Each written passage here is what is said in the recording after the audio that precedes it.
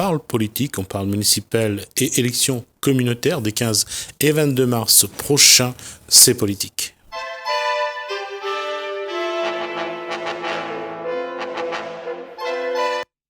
Et c'est politique ce soir avec Sylvie Agathe. Bonsoir. Bonsoir.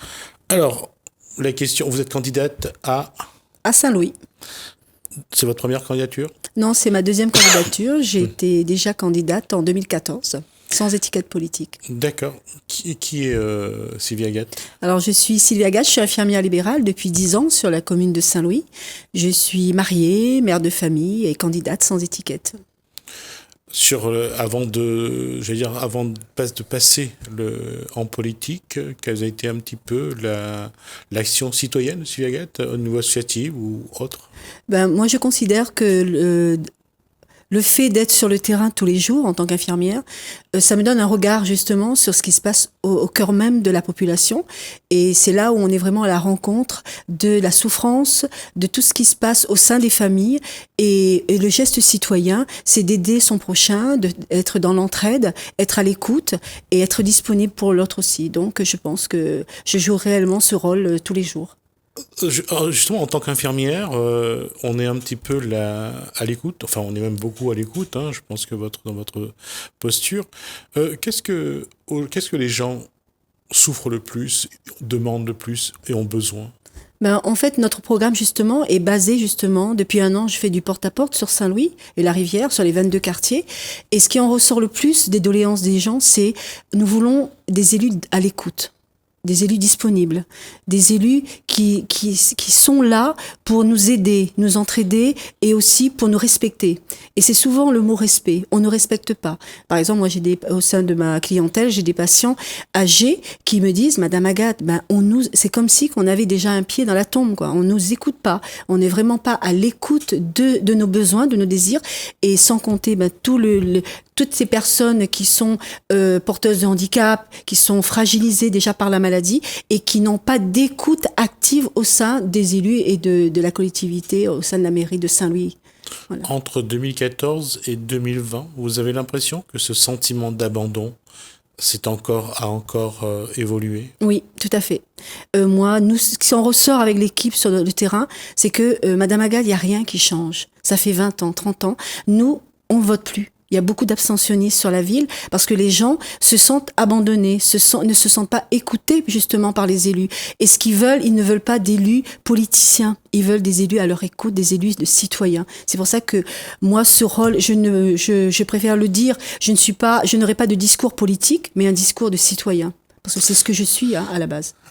C'est ce que vous êtes à la base, mais entre être sur le terrain quand vous êtes infirmière libérale et demain, si vous êtes à la mairie, vous n'aurez pas, je ne crois pas que vous aurez le temps d'avoir la même posture. Vous croyez que c'est possible? Si, c'est tout à fait possible. Il suffit de s'organiser. Je ne suis pas infirmière avec un gros cabinet. J'ai une petite clientèle.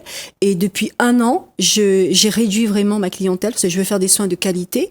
Donc, c'est important pour moi de garder le lien avec les personnes que depuis 10 ans que je m'occupe d'eux, parce qu'ils ont besoin de repères. Et je serai là pour eux. Et dans l'organisation de ce que je suis en train de mettre en place depuis 1 an, et je pense être suffisamment organisée pour pouvoir gérer justement les deux. Au contraire, je pourrais encore plus aider la population en tant que maire, parce qu'on est limité en tant que citoyen. Mais en tant que maire, nous pourrons avoir plus les moyens matériels, financiers pour pouvoir aider encore plus la population de Saint-Louis et la Rivière et la jeunesse aussi. Qu'est-ce que cette population a besoin aujourd'hui? Qu'est-ce que cette population vous demande aujourd'hui? Ils demandent où va l'argent? Déjà, ils se posent beaucoup de questions, mais où va cet argent? Pour eux, l'argent est là, mais il est pas distribué à bon escient. Donc, ils veulent vraiment savoir, on paye des impôts suffisamment chers sur la ville, sur la commune, et qu'est-ce qu'on en fait? Parce que les routes, en tant qu'infirmière, moi, je circule beaucoup dans la ville, et les routes, l'infrastructure routière est vraiment dans un état lamentable. Après, au niveau de la propreté, il y a des quartiers, par exemple, le tapage, vous montez au tapage, il y a les herbes qui viennent carrément sur les routes. Et c'est ça que les gens demandent. Leurs doléances sont des choses simples. C'est peut-être à notre regard, c'est quelque chose qui ne peut-être n'a pas d'importance, mais pour eux, c'est quelque chose de très important d'être à leur écoute et que l'infrastructure routière. Parce que vous savez, quand vous roulez, vous avez une voiture et quand régulièrement, il faut changer les pneus parce que il y a les trous de partout, les nids de poules. Et puis après, cette propreté entraîne également des maladies comme le chikungunya, comme la dengue. Et c'est d'ordre de santé publique. Et en tant qu'infirmière, c'est important pour moi que la population aille bien parce que c'est le domaine médical, ça a un coût aussi pour la société. Saint-Louis est connu pour son contexte politique, les problèmes qu'il y a, on le sait, on va pas tourner autour. Qu'est-ce qu'aujourd'hui la population, celle qui est là depuis 10, 15, 20 ans ou même bien plus, qu'est-ce qu'ils attendent encore des politiques? Qu'est-ce qu'ils vous demandent? Qu'est-ce qu'ils vous disent qu'aujourd'hui, on a besoin d'un peu plus d'un CCAS par exemple qui soit plus dynamique, plus actif? C'est ça aussi. Voilà. En fait, voilà, eux, sur le terrain, ils me disent, Madame Agathe, nous, on veut quelqu'un qui soit dans l'humain. C'est pour ça que notre campagne est basée sur l'humain. On a vraiment mis notre projet au cœur, l'humain au cœur. Parce que l'humain englobe toutes les thématiques. C'est-à-dire que va englober les loisirs, l'éducation, la formation, tout ce qui est lié à la personne dépendante. Ça va entraîner au niveau du handicap. Ça va entraîner aussi un rôle important sur le centre d'action sociale. Le CCAS, moi je mettrai un point d'honneur, c'est vraiment le CCAS parce que les gens, ce qu'ils veulent, c'est que les petits détails de tous les jours, on accède à cette demande. C'est des demandes qui ne coûtent pas cher et que eux, ils veulent vraiment savoir qu'est-ce qu'on en fait vraiment de cet argent. Parce que si c'est que pour payer les salaires des employés de la ville, mais qu'est-ce qu'on en fait et c'est ça, c'est vraiment une transparence, une traçabilité. Ils nous demandent la transparence, la traçabilité, l'écoute active et aussi la proximité. Et c'est dans notre programme, la proximité, justement. Le social, c'était une grosse part dans votre programme, apparemment. Oui, tout à fait. Quels sont les autres points de votre Alors, programme? les autres points, c'est vraiment mettre en avant aussi la jeunesse. Parce que la jeunesse... Par exemple, sur le terrain, j'ai pu rencontrer des jeunes qui ont quitté le cursus scolaire. C'est-à-dire que c'est des jeunes qui n'ont pas d'avenir, qui ne savent pas où aller, ils savent pas où s'adresser. Ils ne savent pas quelle est la posture pour un emploi, quelle démarche faire. C'est pour ça que dans notre programme, nous allons mettre en place justement un pôle avec des personnes, que ce soit des personnes à la retraite, qui volontaires, des anciens combattants. J'ai eu au téléphone le président de l'association des anciens combattants qui nous demande justement, il voudrait participer justement avec cette jeunesse, faire quelque chose d'intergénérationnel, aider dans leur temps qu'ils peuvent, dans leur moment de loisir, dans le moment du quotidien, aider cette jeunesse qui ne savent pas où aller et de les encadrer afin d'avoir un avenir meilleur pour eux-mêmes et pour aller justement à la recherche d'un emploi avec des bases solides. Et on veut vraiment aider cette jeunesse qui est un peu en perdition, qui est un peu en attente. Et puis également au niveau du développement économique de la ville, j'ai rencontré des commerçants du centre-ville de Saint-Louis et de la Rivière et c'est les mêmes choses qui reviennent. Il n'y a pas d'attractivité. Comment faire? Avec eux justement, on va travailler avec tous les commerçants et toutes les entreprises de la ville et de Saint-Louis de la Rivière pour pouvoir justement mettre en place, comme vous savez dans les autres villes, comme le Tampon, l'étang salé ou là, c'est-à-dire mettre deux événements importants liés à la culture de Saint-Louis-la-Rivière par an, annuellement. C'est-à-dire travailler avec eux, qu'est-ce qu'on pourrait mettre en place justement pour faire venir du monde sur la ville, par exemple comme un miel vert ou un florilège. C'est-à-dire vraiment mettre un événement sur Saint-Louis, un événement sur la rivière pour pouvoir en fait se démarquer aussi et que Saint-Louis rayonne et qu'elle ait aussi sa place dans l'économie de la Réunion. On va rappeler qu'avant il y avait les événements sur le bois, je crois. Tout à fait, l'Expo Bois. Voilà, tout à fait. Nous, on en reparle aussi justement de revisiter justement l'ancien centre Expo Bois pour pouvoir le remettre aux normes de sécurité et aux normes aussi pour qu'il puisse accueillir les agriculteurs, les cultivateurs. Parce que sur ma liste, il y a un agriculteur. Ma liste est composée, c'est le reflet de la ville de Saint-Louis-la-Rivière. Les 22 quartiers sont représentés, toutes les cultures sont représentées, toutes les classes sociales et professionnelles, dont un agriculteur. Et c'est important d'être à l'écoute justement de tous ces corps de métier parce que c'est ça qui fera la force justement du futur de Saint-Louis. Quand on parle d'agriculture, on parle bien sûr vers les mi-pentes et en montant, Faire tapage, par exemple, tout à fait. Ouais, tout à fait. Qu'est-ce qui... Tapage, et il y a aussi Petit Ciré, il y a aussi à la rivière Saint-Louis, vers le Waki, il y a des agriculteurs. Et ben, c'est vrai qu'il n'y a pas d'écoute, ils n'ont pas d'aide. Ils savent pas, en fait, où il y en a qui sont vraiment, ils savent s'implanter, mais il y en a qui débutent, ben, ça donne pas l'envie non plus de venir être agriculteur quand on n'a pas, justement, l'aide nécessaire. La mairie doit mettre en place un service pour accompagner ces agriculteurs. Tout à fait. C'est pour ça que dans notre objectif à nous, dans notre programme, on parle justement de la création d'un pôle d'activité, un pôle qui va recevoir le monde associatif, le monde entreprise et le monde de l'agriculture pour pouvoir justement aider toutes ces personnes qui veulent s'installer sur le territoire de Saint-Louis-la-Rivière, qui va diriger, c'est-à-dire il y aura des services de comptabilité, de juristes, on va travailler avec les métiers, les trucs de métier, l'agriculture, et c'est ça que c'est important de leur dire qu'ils sont là, tout sera regroupé sur la ville pour pouvoir. Voilà, tout à fait. On va faire dans notre programme. Donc c'est accompagner. Accompagner, les aider, mettre en place des conventions pour pouvoir justement employer des personnes des quartiers pour qu'il y ait une dynamique aussi qui s'installe au sein de la ville. Aujourd'hui, il y a encore moyen d'attirer des entreprises sur Saint-Louis ? Moi, je pense qu'il y a moyen. Justement, il faut leur donner envie aussi de venir avec une nouvelle image, une nouvelle. Moi, je dis, il faut sortir Saint-Louis des ténèbres et ramener Saint-Louis vers la lumière.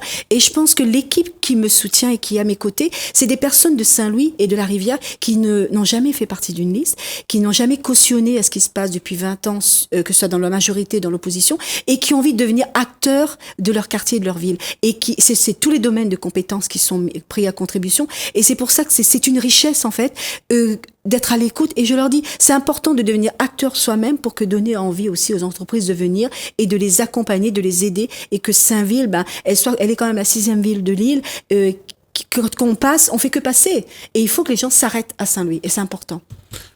Quand on dit il faut redonner une image à Saint-Louis, et en même temps on dit il faut faire venir les entreprises, comment change cette image-là ? Baisser les taxes ou bien montrer que Saint-Louis, entre l'image que les médias diffusent et la réalité, il y a une sacrée différence. Vous savez, je ne suis pas originaire de Saint-Louis, je suis de la Ravine des Cabris et j'aime la ville de Saint-Louis. Je le dis et je le répète, c'est une ville où il y a un gros potentiel, que ce soit la Rivière et Saint-Louis, les deux se complètent. Les deux sont complémentaires avec les Macs, avec le tapage, avec les laits de Furcy, avec le Petit Ciré, avec le centre-ville. Et tout ça, c'est la richesse. Avec toutes ces cultures, nous allons donner justement envie aux entreprises, aux associations de venir, parce que c'est de faire la communication aussi, de communiquer, d'avoir un service de communication qui travaille justement en amont pour faire venir ces entreprises et ces associations. Et je pense que les compétences, on les a. Donc, il faut que la population nous fasse confiance le 15 et le 22 mars prochain. On parlait bien sûr d'entreprise. En matière de logement aujourd'hui, avec l'image qu'a Saint-Louis au niveau de ses taxes foncières, que ce soit taxe d'habitation ou la taxe foncière, c'est pas une bonne image. Aujourd'hui, est-ce qu'il faut poursuivre une politique de logement? Est-ce qu'il faut construire des logements pour les Saint-Louisiens qui en ont besoin?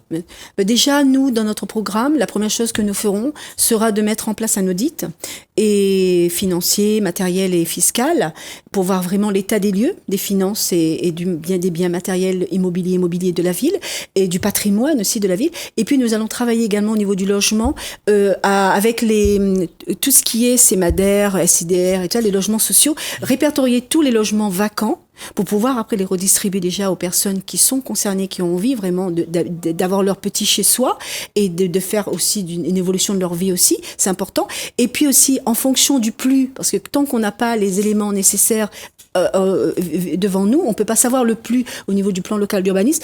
Au niveau des terrains, qu'est-ce qui reste aussi de terrain? Où est-ce qu'on pourra travailler justement des logements intermédiaires et pourquoi pas faire accéder à la propriété les personnes qui le désirent. Parce qu'il y a des personnes qui aimeraient justement être propriétaires, mais qui n'ont pas, on leur donne pas suffisamment, justement de les aider, les accompagner dans leur recherche, dans leur démarche, pour pouvoir accéder à la propriété aussi plus tard. Dans votre programme, est-ce qu'il y a un projet concernant le centre-ville, cette artère qui va jusqu'à presque l'usine de... c'est déjà il y a déjà des trucs qui ont été mis en place, des projets qui ont été mis en place depuis plusieurs années, qui sont actuellement en train de se faire que ce soit avec gare routière, la ville. C'est des choses que la région, le département et aussi la commune a déjà mis en place. Donc, nous allons être dans cette continuité-là. Et après, pourquoi pas voir. Mais moi, je pense que travailler avec les commerçants, avec l'association des commerçants et tous les autres entreprises, justement au développement de la ville. En étant des acteurs tous ensemble, on peut pouvoir, en écoutant aussi les désirs, comment, parce qu'ils ont des projets, ils ont des idées, mais il faut les savoir aussi, les écouter et travailler ensemble. Et c'est vraiment le travail ensemble qui va faire la richesse et le développement de la ville de Saint-Louis et la Rivière. Il y a une chose on parlait de la jeunesse tout à l'heure, on va aborder ça avant, il nous reste 5 minutes. L'éducation.